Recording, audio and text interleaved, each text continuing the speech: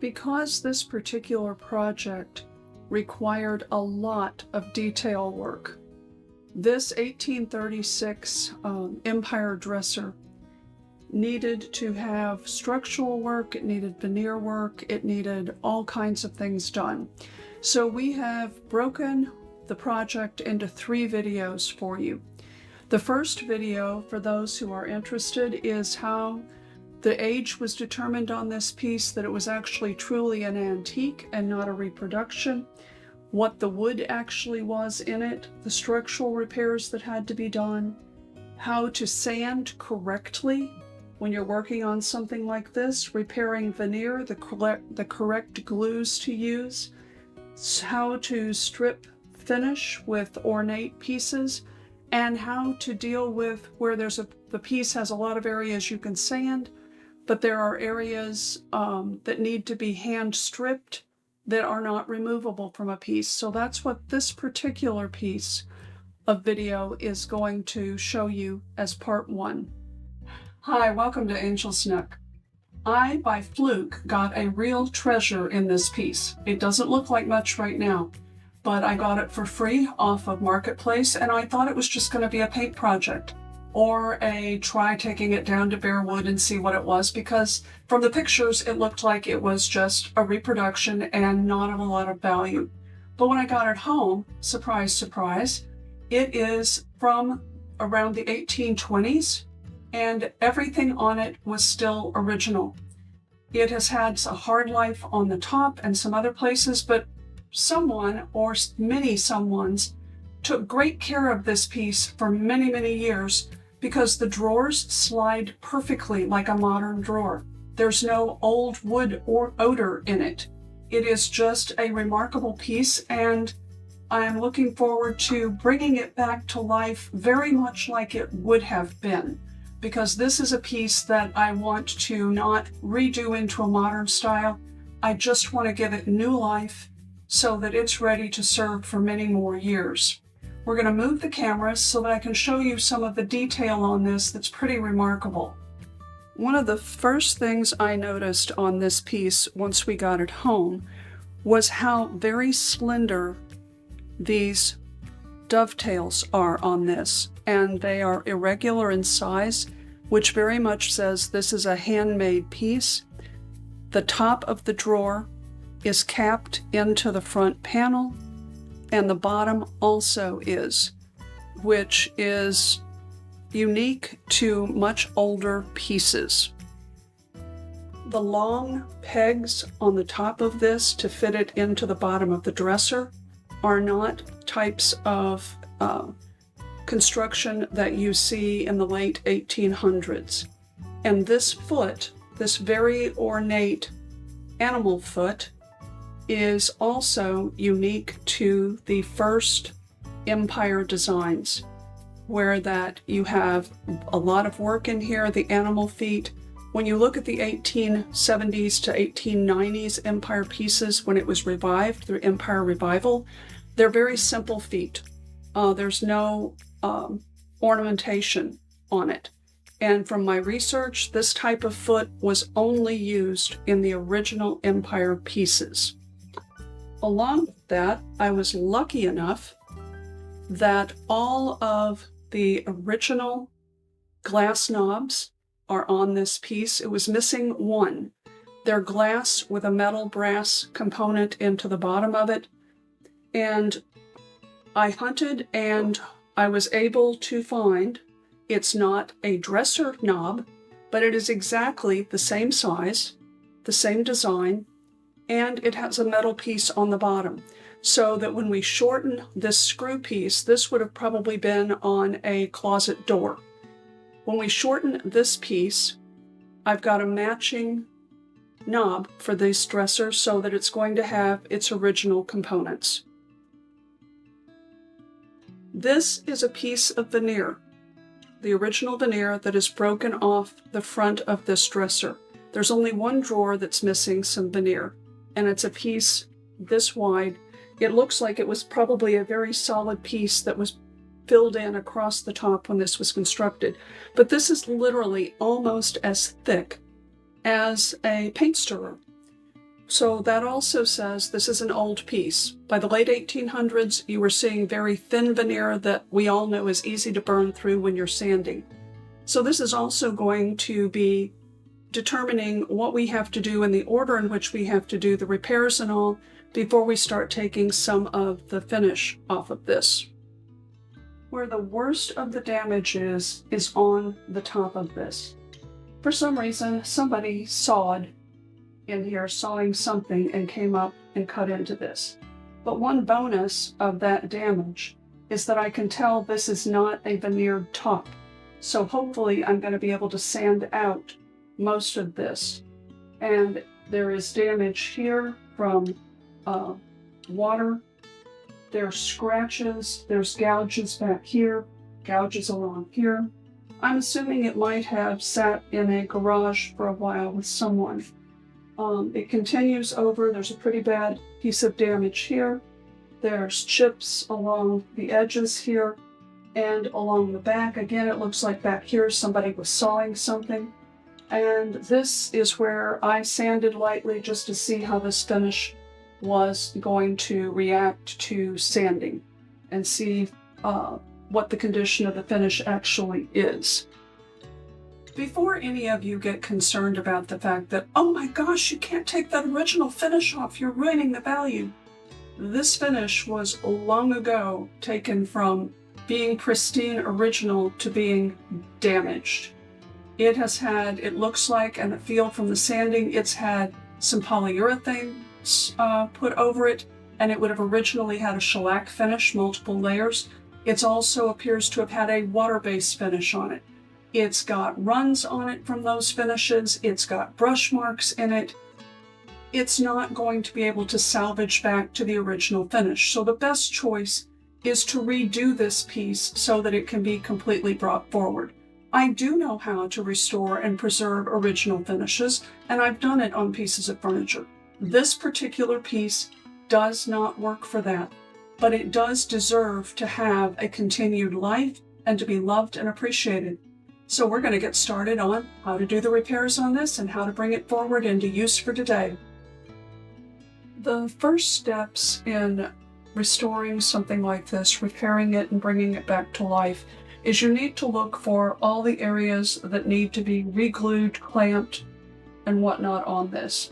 This drawer is pretty solid, except for the fact that this back corner of dovetailing has been popped apart and the bottom of the drawer is loose in here, so it needs to be, there's a groove fitting along here all the way around the drawer that the bottom of the drawer fits into, so that when it's clamped and glued and pulled together, it's a really tight, solid fit. It's not going to pop loose when things are put into the drawer. And looking at this, it's remarkable to me how tiny these dovetail cuts are and that none of them have broken over time and that they were just able to be hand done to start with in the first place. So what's going to happen with this is hide glue is going to be used. The hide glue is exactly what you need for an old piece like this. What's remarkable about hide glue, which yes, it's made from animal hide, it's very gooey and gloopy when you warm it up and are using it to put it in place. But once it dries, it is very, very difficult to break it apart. But what makes it so wonderful for woodworking and for working on old antique pieces that may have to be repaired again in the future at some point is that it will heat activate, and then you can pull the pieces apart with absolutely no damage. And do your repairs, put it back together again with hide glue, and you know you've got a very, very sturdy, good bond, but that you can take it apart in the future if needed to do any repairs or refinishing. So it is definitely what you want to use on old pieces, and even if you're working on new woodworking, it's a good idea to use it. It's pretty much like the consistency of pancake syrup or maple syrup. And that's good because it will flow into joints. What I'm going to do first on here is glue the bottom outside of this. And I want to get a lot of the hide glue pushed into that seam because this barely comes up onto the wood at the back of the drawer. And there's going to be some fill that's going to have to be done here. And I'm using a cheap, stiff, bristled craft brush because it will push this in better. And once I clamp it, I will wipe on the inside any excess that bleeds through into the inside of the drawer with wet paper towels to get it off so I don't have to sand that off later. So once it's in there, the clamps are in place, but they're not tight. So now, and you can see it's pushing some of the glue out here, and I'm going to leave that to fill in the ledge between this and this piece to help give that a little more strength. And this is going to happen all the way down the bottom of this drawer. Well, you think the board is short? I'm not sure why the board is short, but looking at all of the other drawers, each one of these drawers was, the bottom of the drawer was inset from the back of the drawer. I'm not sure why they did that, but that's how they were all made. I have some of the hide glue in a bowl here. It's pretty much like the consistency of pancake syrup or maple syrup. And that's good because it will flow into joints. What I'm going to do first on here is glue the bottom outside of this. And I want to get a lot of the hide glue pushed into that seam because this barely comes up onto the wood at the back of the drawer. And there's going to be some fill that's going to have to be done here. And I'm using a cheap, stiff, bristled craft brush because it will push this in better. And once I clamp it, I will wipe on the inside any excess that bleeds through into the inside of the drawer with wet paper towels to get it off so I don't have to sand that off later. So once it's in there, the clamps are in place, but they're not tight. So now, and you can see it's pushing some of the glue out here, and I'm going to leave that to fill in the ledge between this and this piece to help give that a little more strength. And this is going to happen all the way down the bottom of this drawer. Well, you think the board is short? I'm not sure why the board is short, but looking at all of the other drawers, each one of these drawers was, the bottom of the drawer was inset from the back of the drawer. I'm not sure why they did that, but that's how they were all made. There is a crack and space here that cannot be closed together. It's pretty obvious that it was here from the beginning of when this piece was made. So what I have done is I've made a dam out of wax paper that the glue won't stick to. I actually need to get another piece of tape here to come across here to hold this tight. And I'm going to fill that divot with the hide glue. I don't plan to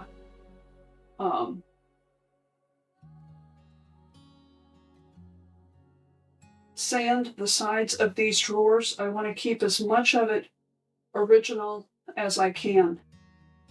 I will do some repair to it, but I don't want to have to sand down to raw wood on here. So I just want to make sure that that glue is only staying in the spot. It's not running down the sides, and that enough of it stays in here to give this corner a little more strength. A smaller crack on the other side was able to be filled without having to add a dam to hold the glue in place. And wax paper works beautifully because it will come off the glue and not pull any of it out. That's not fully level up to the top, but it's in there enough to take care of this. And I have a wet paper towel here that I've been using that I want to clean off all the excess glue off the top of this.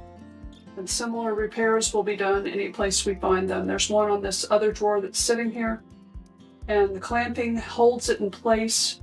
Hide glue needs 30 minutes for its initial set, but when you've got heavier places like this, it needs 24 hours. So these clamps are going to stay in place because I've found over time it's just better to give it the 24 hours because you don't want to have to go back in and try to clean out partially dried glue and re-glue again. If you're working on a project like this, just wait for 24 hours and let it do its thing.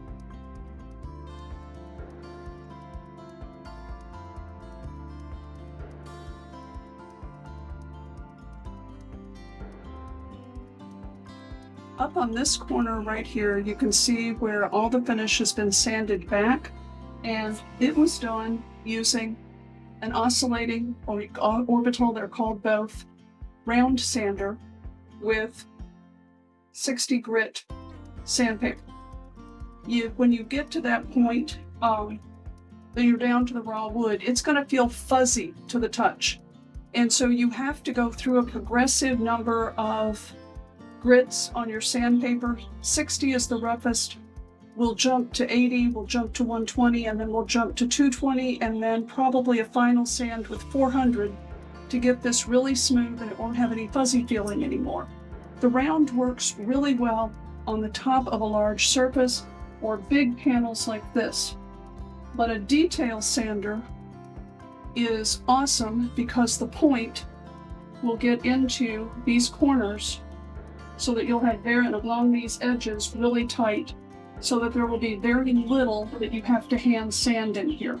These edges along here, I will hand sand because I do not want marks like this across the grain of this board here.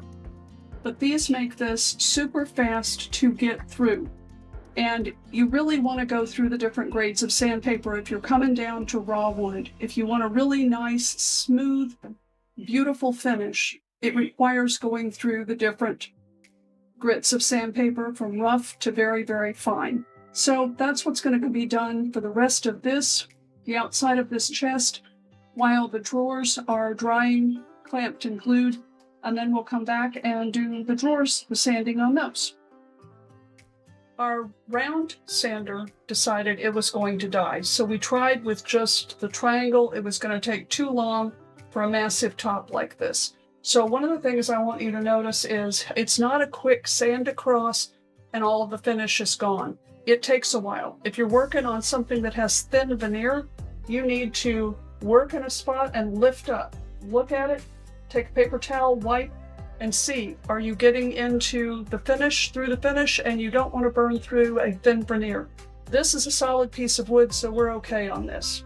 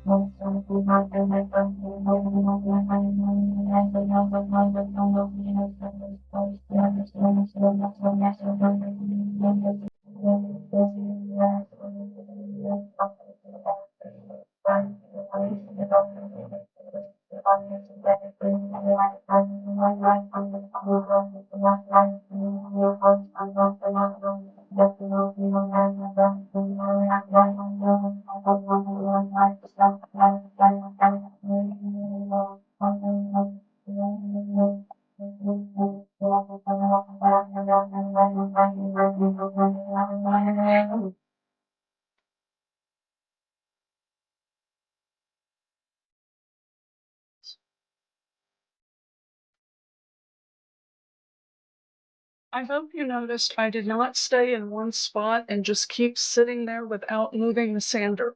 You need to continuously move the sander or you're going to create swirl spots in the wood that then you have to do a whole lot more sanding to try to get those out. So you don't want to burn through into the wood and make those types of round circles. I'm going to continue doing this and working on this off camera because this is really not all that fun to watch, but I needed you to see that it takes longer than you think to get this dark off, and then there's spots you have to go back and work on because it's not off yet. This, I'm not sure quite how it's doing, but a layer of the veneer has come loose here. There's a bubble in it. I can't just put glue underneath this loose edge because it won't pull this piece down back here, and then when we go to sand it, that piece could completely break out. So what I'm going to do is I'm going to use a straight edge because a straight line will seal back together better, and I'm going to cut a line here, which I'm probably going to be in the way of the camera. So, and actually I'm going to move on to this side so that I can actually see it better, and I've got more control over it.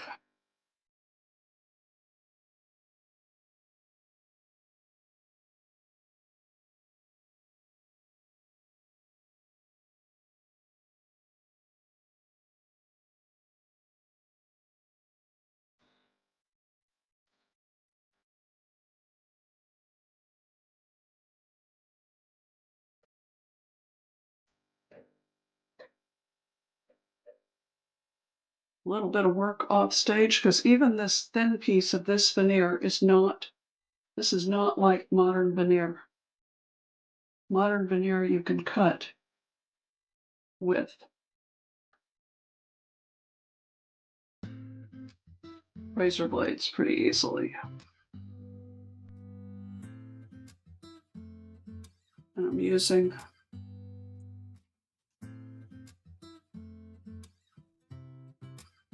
brush again.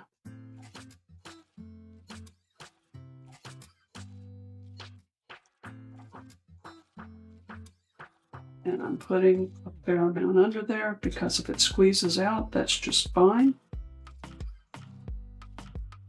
Because I'll just wipe it off with a damp cloth. But I know I'll have enough glue in here and along this seam where these edges are going to meet again so that this will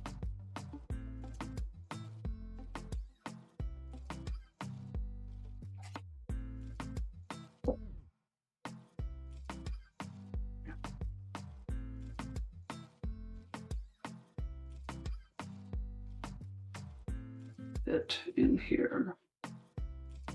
And I need a little bit of glue here because there's just an edge.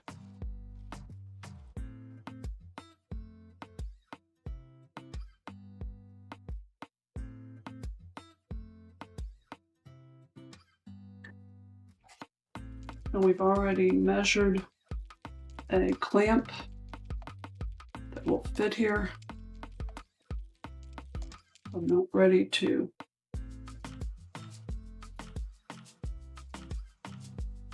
getting paper towel wet.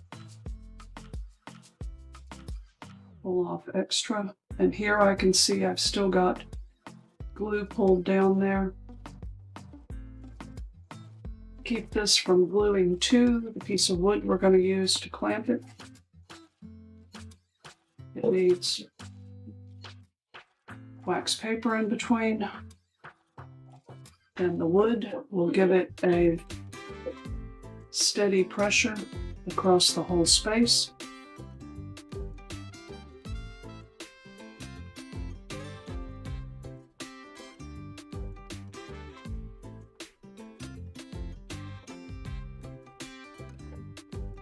And unless we find something when we sand this drawer, this is the final construction repair that needs to be done on this drawer because the bottom edge of this drawer is in good shape.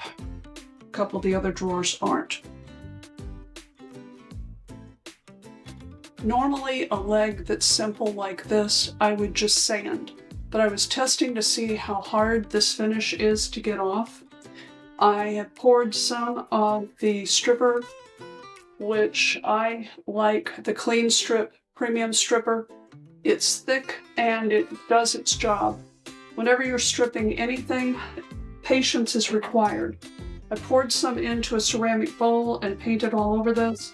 Let it sit for 15 minutes, and now I scraped some of it off with a putty knife, and now I'm just using a plastic scrubby because it doesn't tend to dissolve into the stripper to work on the rest of this. When I get into some tight grooves on the other foot, things like this scrubbing pad, which is plastic, a hard bristled toothbrush, and actually I don't need this one, I need a brass metal scraper because brass won't cut the wood and the steel will.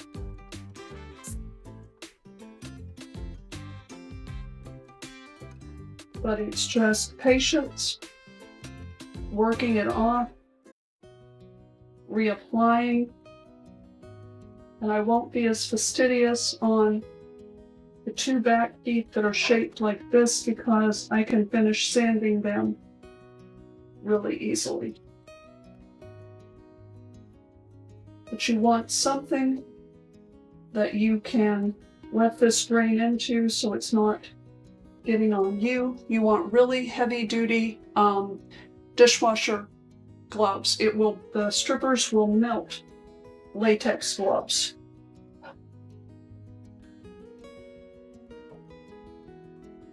I'm going to let this work a little bit longer, and I'm going to put some into the decorative foot. There's areas on this foot that will be easy to sand, but there's lots of areas that this wood, I would lose the design. So it's putting on a thick coat on it, working it down into the grooves. This particular stripper is supposed to be left for 15 minutes before you try to take anything off of it. And I also use the after wash of this product because it will neutralize and finish taking off any of the stripper that you have on here. I need more of this poured into the bowl, so I'm going to ask Jim to do that. If you put little thin coats on, you are not going to get the paint or finish off. This has been sitting, and now I'm starting to work on it with the brass brush to get down into these pieces. Try to remember to move the brush away from you because you are less likely to get anything thrown up on you, especially in your face and your eyes. And this is one time that I would highly recommend wearing safety goggles, and my glasses are doing it for me, but you need something to protect your eyes. You also need to work in a well-ventilated space because this definitely has odor to it. And I can get a little bit more of the stripper and use it to work into these designs. You're pressing with heavy pressure, but you're not scrubbing like you're trying to get something burnt off of the skillet. Because if you do that, you are going to damage the wood. But now this is starting to come loose really well off of here.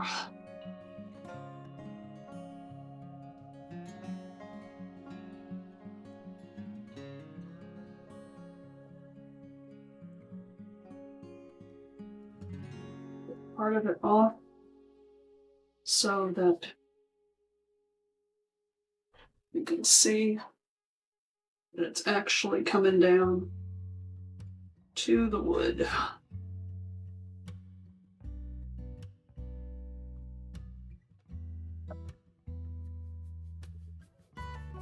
It's just going to be steady work at this, using the different brushes and keeping working until I get this done. And the last thing I will do when I have all of this off, I will show you using the afterwash to neutralize all this.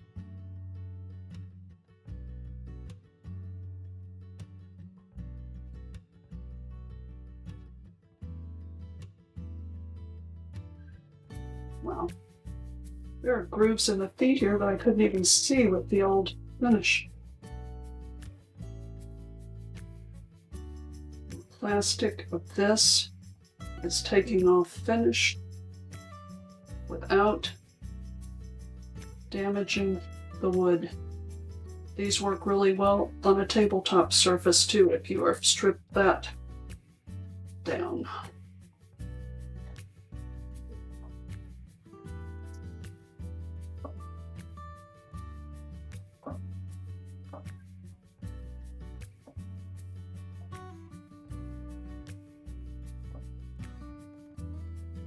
But this is what's going to continue off camera until I get all of this done.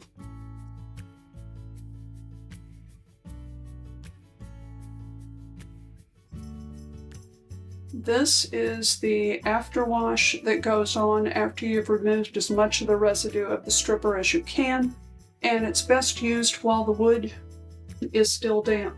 These were actually rinsed off outside with the garden hose and a clean brush used to help get the stuff out of here. But what this does, it neutralizes any stripper that's still in the surface, and it helps to remove any of the remaining stripping residue that is on here of finish with this. This will still need to have fine sanding done on it. Stripper does not just magically have it ready for you to stain or paint a piece. You still have to work with it and get all the residue out. And I've got some deep places in this that I already know I'm going to have to use fine tip tools to get down into the grooves, into the cracks, and remove any of the remaining finish that's in there.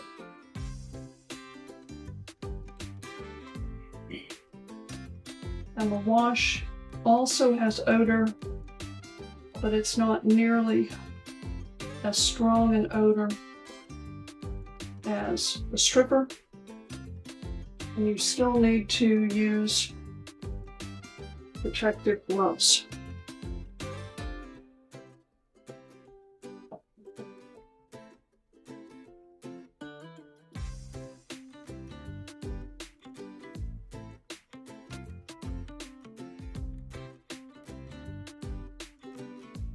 You want to get down into any of the grooves.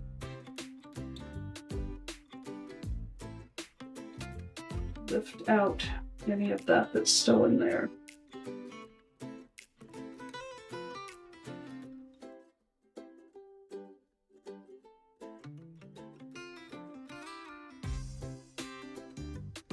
This looks darker right now.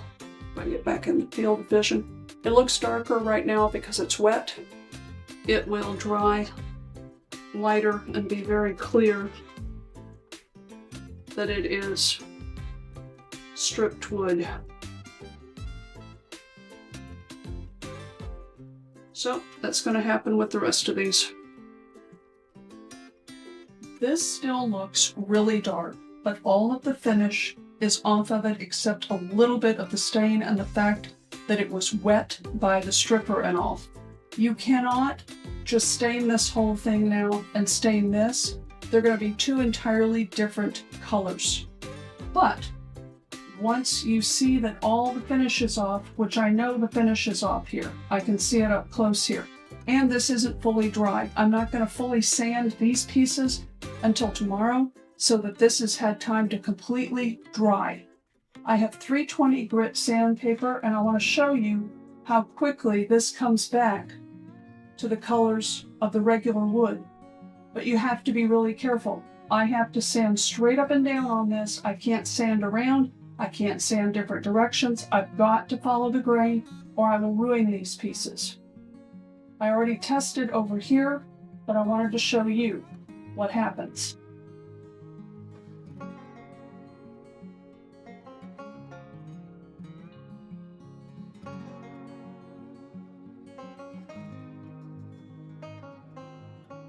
Very fine sandpaper, it's going to start coming back. And it's going to take a little bit of time to do it. And I will probably start with 220 rather than the 320 that I have here. In fact, Jim, if you would hand me that piece that's up there, that is 320. I made it 220.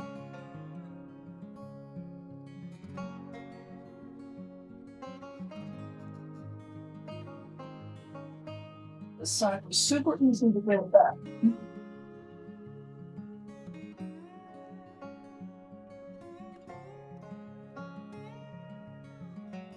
That's what's going to have to be done. I'm going to have to do more work than I want to do here on camera because it's just going to be sanding until I get back to the lighter wood, which showed up really well over here on this side, but this is going to need more work. And we're going to pan the camera so that you can see both what's been stripped and what still has original finish on it. And then I'm going to start stripping the other one. You're seeing me with these blue gloves right now, but I'm going to immediately after I get all the Saran wrap on, put these on. These gloves, I can at least get a hold of the Saran and get it on here without getting the stripper on my hands. And that is really important because this stuff is very hard on skin. And if you get it on your skin, put your tools down and go and get your hands washed, soap and water, multiple times, and rinse them really well.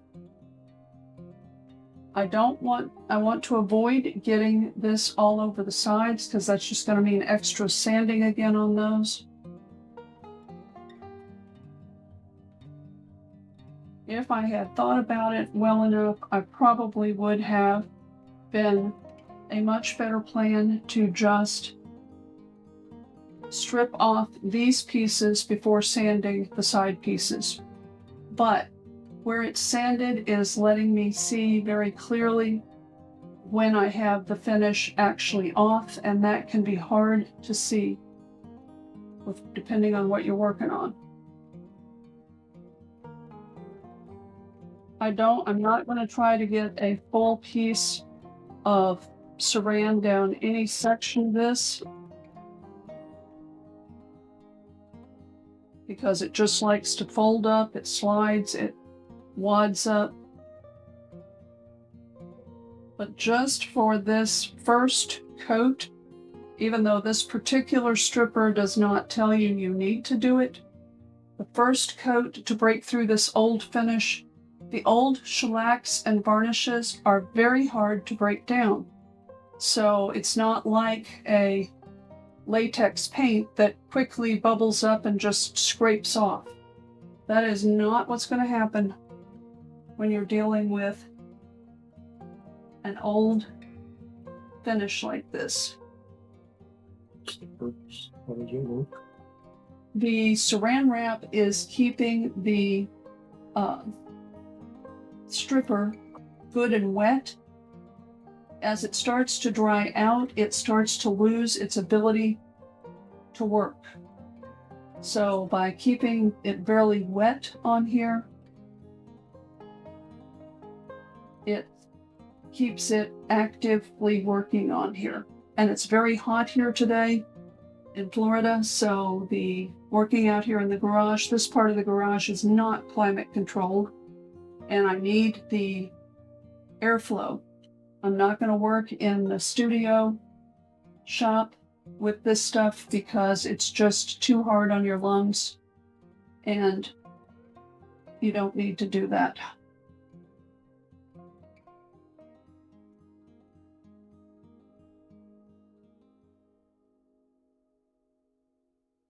But by keeping Saran on this, it's going to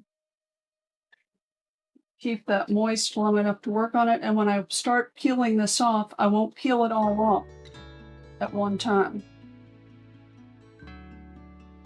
I will peel it off in sections, work on the sections. This is why I needed some type of glove on, because my fingers are getting caught in this.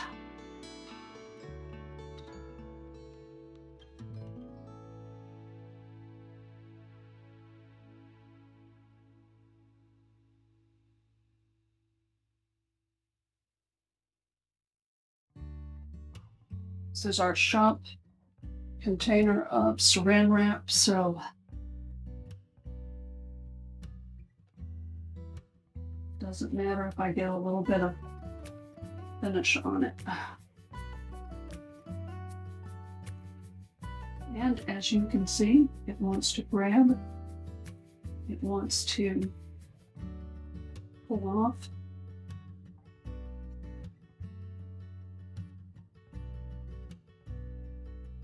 Basically, I'm trying to get into the back of this. Get some Saran on the back of it. It's a messy job, but it's helpful to get the back of that wrapped up.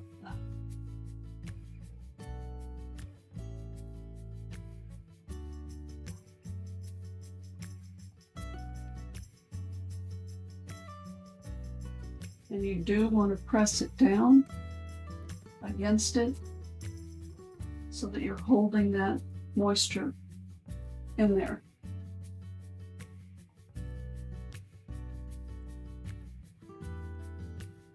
And down on the side, which I did not intend.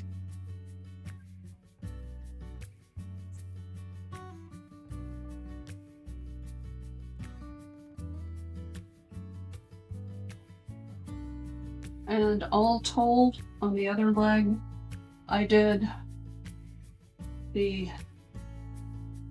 using different tools to get the finish off, which will show you some of it on this one.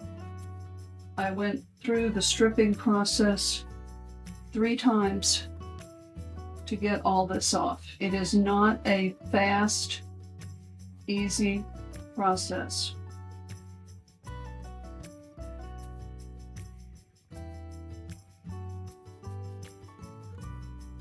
And I only put out like maybe a half a cup of stripper in my container.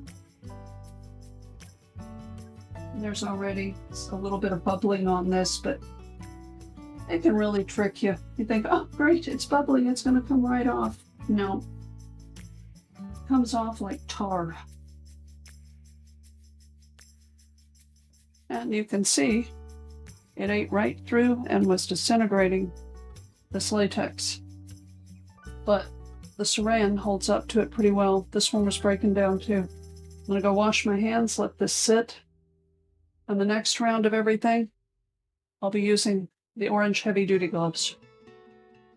I'm not going to show you this section because it's very much like the foot that I've already shown you that's down at the bottom. But I do want to show you how tools that you can make yourself can help you with something like this. So I'm going to show you the long part of the leg, and there's some nice good lift to this. Maybe this one will be a little easier than the other side was.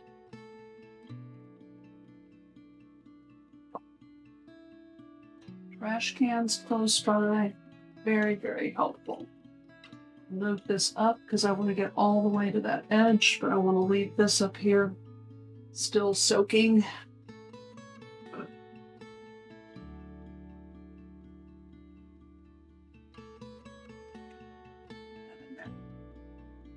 Now then, this is got some dry to it, but Jim has cut for me from an old blind of things that I say there's 1,001 uses for them. So if you've got faux blinds that need to be thrown out, keep the slats. They don't take up much room, and boy can they come in handy. What I'm going to use this for is to come up this leg to try to get as much of it scraped off as possible.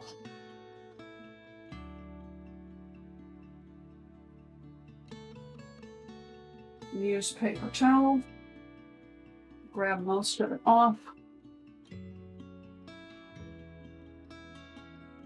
around. This stuff is truly like tar.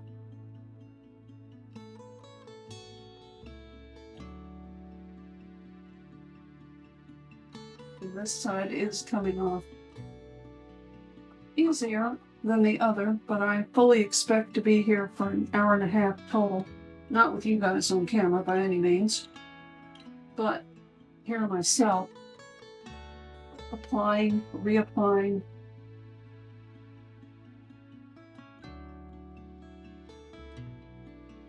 You cannot just wipe it off. It just gums up and does not come off.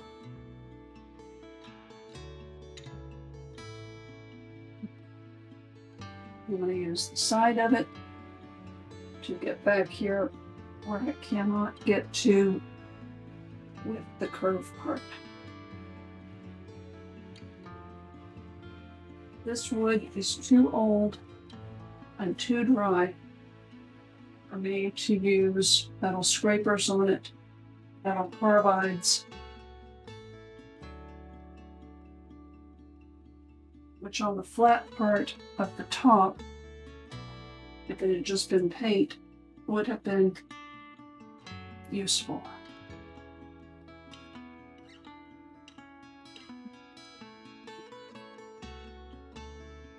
This is going to be helpful along this back side back here, because I can get in and I can pull it up and pull on parts of it. That is not gouging the wood. This is just part of the finish coming off and part of the finish not coming off. Yeah, you know, the paper towel. Same thing on this side.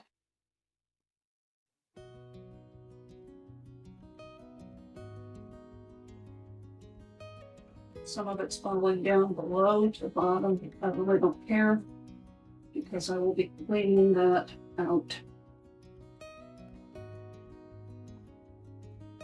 The next thing I'm going to do with it is I'm going to apply more stripper to it.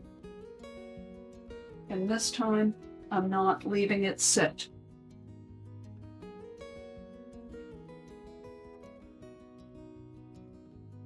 What's on the back here that I was just scraping with the metal piece will get left longer.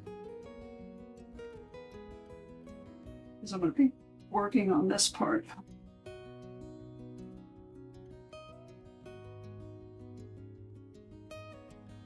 Do not try to put a thin coat on. You want this gloppy on here.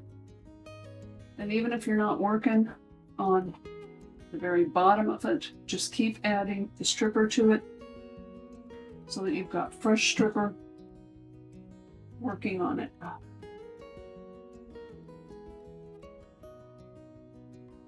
And now I'm going to take my brass brush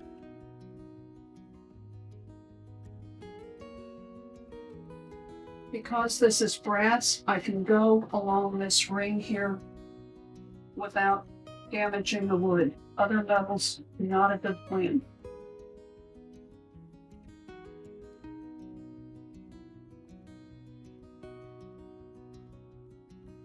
Again, on the long pieces, stay with the grain.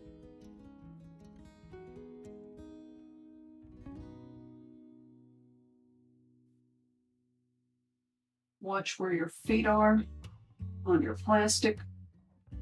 Both, you don't want it on you, but two, you don't want to track this in onto your floors, because this stuff is the very dickens to get out of carpet or tile grout where it's finished that's not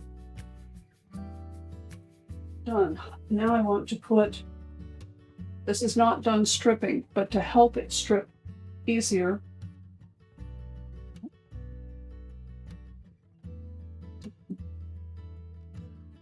I'm going to go ahead and add wash on, not because we're done with this, but because the wash helps you get the residue off.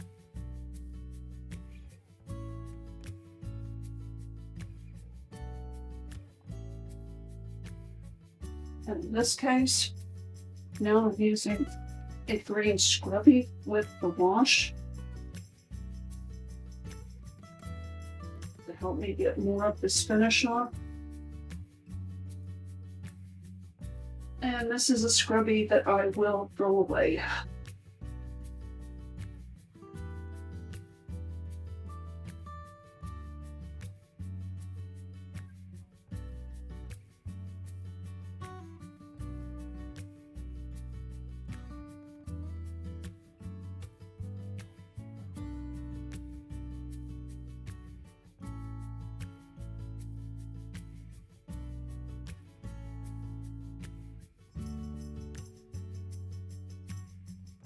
And back to another round of stripper.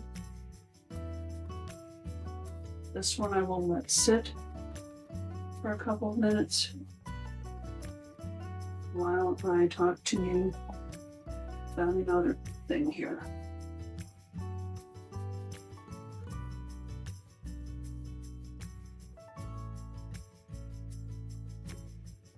Bring that back again because it's drying. And I will reactivate it.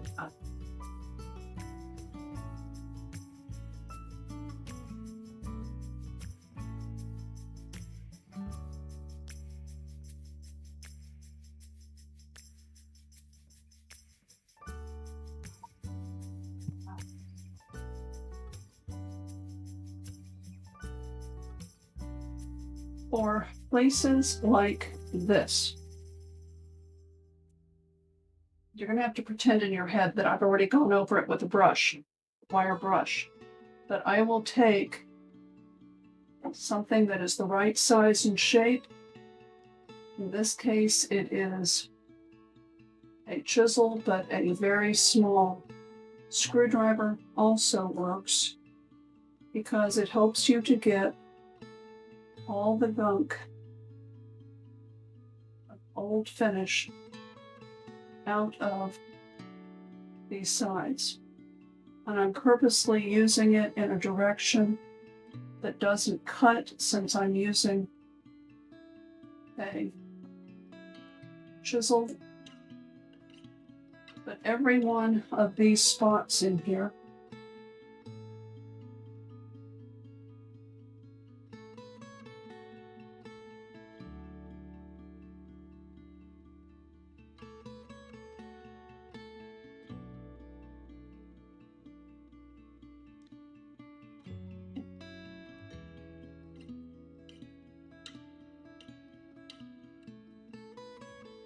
correct.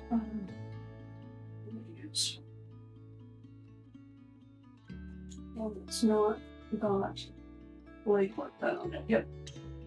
This can actually be easier to hold and to pull a finish out.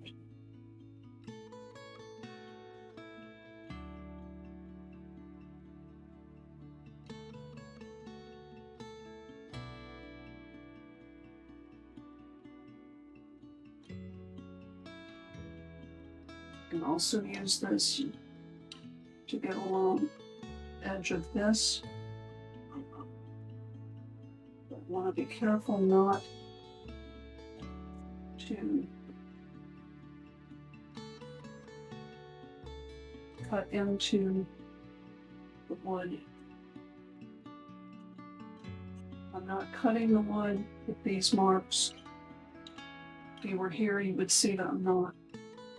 I'm just getting the finish off. This is a laborious process. It's not something that goes fast.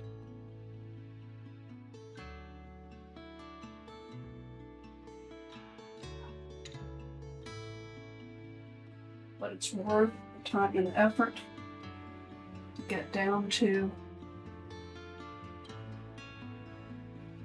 the raw wood so you can give it a uniform finish worthy of its history. So I'm going to keep working on this because it's going to be a while. And we'll look at it after it's been stripped and sanded.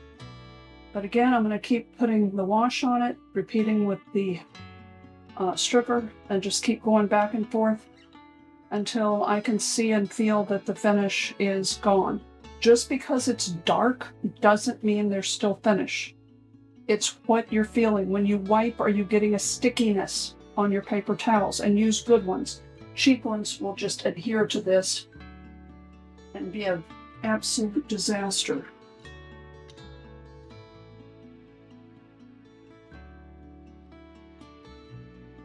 And sometimes it's just walk away, let it dry for a little bit, especially if you've never done something like this, so that you can see where does it look closer to wood that you've sanded, where does it look like there's still finish, and you can see a sheen difference as well. So I'm stuck here for a while, and you guys can go enjoy your day. Where you see tape when I was working on stripping the pieces that were still attached to the cabinet, it's because the interior boards are much drier. They had not had finish on them, and that would have caused really ugly stains on there before I tried to put stain and finish onto those pieces. So by putting the green frog tape on, those were protected, and it was impossible to remove those front columns without completely dismantling this cabinet, which could have caused more damage than I really wanted to have happen to this, since it was all so really tightly put together in the major part of the case. I wanted to leave all of those joints intact. The front of the dresser here, you can see darks and lights.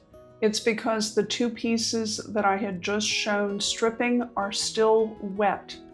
And that is something that you need to be really aware of, to let the pieces completely dry before you do any sanding. This close-up shows it even more clearly, where that it was wet and where that it was still, where it was completely dry and where it was still wet and drying. Those areas are soft when they're wet. You can create sanding marks that you don't want to and just do damage that's unnecessary. So the patience of letting it dry, and I let it dry for 18 to 24 hours to make sure that it was dry. And when I tested sanding, I could tell that it wasn't dragging, it wasn't furring up, that it was ready to handle the sanding. The front bottom piece here that is clamped was the only piece that was done with Titebond glue, because that piece is so thick it's not going to need to be removed, and it can handle multiple sandings in the future without any damage happening. And because drawers ding against that piece, opening and closing, I wanted to make sure that it was a really tight, permanent bond between the veneer and the wood support piece. And that also means that you need to be really observant and wipe off any excess glue with wet paper towels when you're doing that clamping, so that you don't have to do excessive sanding afterwards to remove it. The top here is being clamped in place because the flat of the top had a bow in it, a concave bow that needed to be worked on to get that warp out. And the next picture will show you clearly how that warp was sitting on the board. And you can see that Jim is applying a mist of water. We didn't float water on the top of this. All of the edges have been glued, they're clamped, and you can see we have protective pieces. In this case, it's pieces of faux blind, so that we're not making indentations with the clamps, which can happen really easy when the wood is becoming damp. So it was just every 10 minutes or so coming back and misting the whole top, not pooling it with water, but misting it enough that the wood changed from the sanded wood look to the darker look of the wet wood. And this has to be done numerous times. We did it for a couple of hours before that. We just left it to completely dry, not removing the clamps, to get that moved out. You have to apply water when you're fixing a warp to the side that is creating the dip bowl. If this had been turned over and we had put water on the other side, it would have made the bow worse. So it's always going to be applied to the part that has the dip in it, which the arrows are showing you. The center piece that was between these drawers was not tightly in place. It needed re-glued. It needed clamped because there was a space between when it was just glue was in there. The clamping was going to need to be in place. But you need to be really careful and put spacers in. We used metal pieces that we have in the shop to hold these spaces equal. Otherwise, you can wind up with a piece like that at a tilt, at an angle, and then your drawers will not open and close properly. And then you're in the problem of, now how do I get this back apart again? This was also a place that we chose to put some Titebond glue so that this piece was really going to stay in tight. But again, making sure all the glue was wiped off before that we let it dry. When working on re-gluing these pieces, which were all done, all the drawer pieces were done with high glue. so that if necessary, they could be popped apart and repairs done again. These pieces are very delicate. They're dry and easy to break. So a brush was used to coat both sides of the dovetail pieces, both the cut that extends and the cut that is into the drawer as well, to get a really good coverage of hide glue in there, wiped off with wet paper towels and clamped with wax paper in between the clamps so that it was not going to glue to the clamps. The front of this is now completely dry, and you can clearly see the beautiful flame mahogany grain that is created here. And this comes from cutting it at the points at which the tree limbs branch out of the tree trunk. You can also see that the color of the front of the drawers now is very close to the upright pieces that I had stripped with them still in place.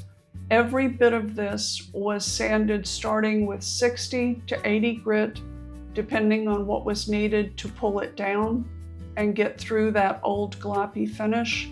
Then every piece of it, we found that we just jumped to 220, and that was plenty to smooth it down, and then a final 320 to get it just glass smooth to the touch so that it was going to take stain really well and be a very even surface. And looking at it, stepping back from it, you can see the colors are all pretty much uniform. There's not very much variation in it at all. So at this point, this is the last step in the prep to it. I invite you to please join us for part 2, where you're going to see how the staining is done and how any of the wood putty that had to be applied to the top is camouflaged in to make it hide into this piece, and to see the magic as this grain really starts to pop as stain is added to it. As always, thanks for being here. Please like, comment, share, and don't forget to hit that bell so that you see the videos as they come out.